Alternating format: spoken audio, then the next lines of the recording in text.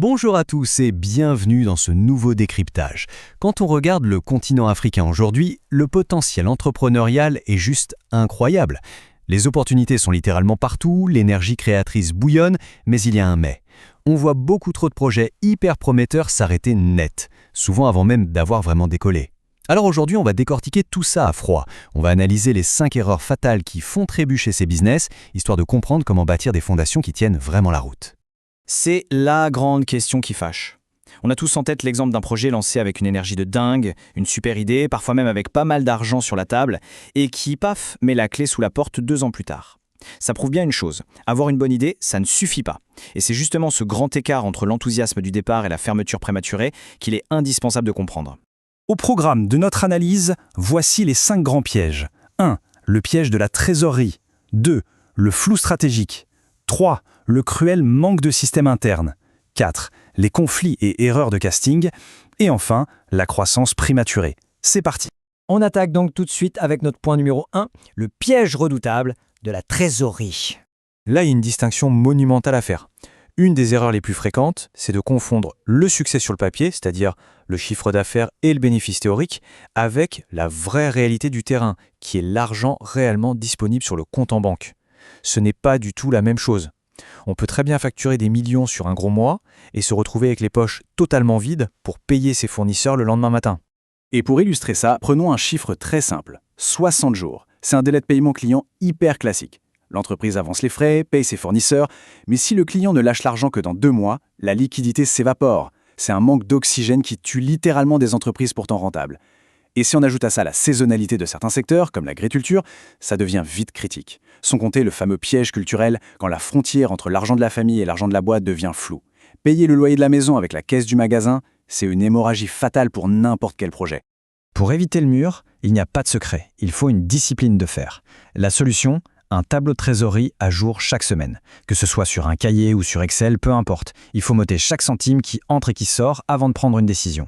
Et surtout, la règle d'or non négociable, ouvrir un compte bancaire pro complètement séparé des finances personnelles, et ce dès le tout premier jour. Sans ça, le reste, c'est juste de l'acrobatie.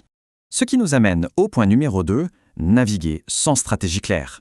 On entend tout le temps cette fameuse phrase balancée avec beaucoup de fierté « Mon produit, il est pour tout le monde ». En réalité, c'est extrêmement dangereux. C'est exactement comme ouvrir un restaurant qui ferait à la fois des sushis, des pizzas et des tacos. À vouloir plaire à la terre entière, le message devient super brouillon, l'offre perd tout son sens, et au final, personne ne se reconnaît vraiment dans ce qu'on propose. Et quand on n'a pas de cap stratégique, on tombe vite dans le mimétisme. Sur des marchés où la pression est intense, la tentation est énorme de juste faire un copier-coller du voisin qui a l'air de réussir. On va lancer une agence digitale sans aucune expertise juste parce que c'est à la mode. Le problème, c'est qu'on copie la vitrine, mais absolument pas les fondations. Et du coup, au moindre obstacle, on change complètement de direction. C'est le pivot compulsif qui empêche de bâtir la moindre expérience solide. Pour ne pas s'éparpiller, il y a 3 étapes stratégiques incontournables. D'abord, identifier un client idéal ultra précis. Fini le pour tout le monde. Ensuite, définir un seul et unique problème à résoudre en fuyant les catalogues de services à rallonge. Et enfin, se fixer un seul gros objectif pour les 3 mois à venir. C'est un filtre anti-distraction redoutable et c'est ce qui attire les vrais bons partenaires.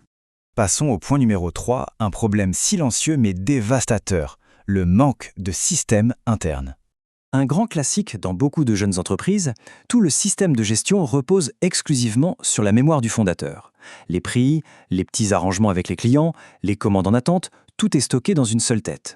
Sauf que le cerveau humain, ce n'est pas une clé USB qu'on peut dupliquer.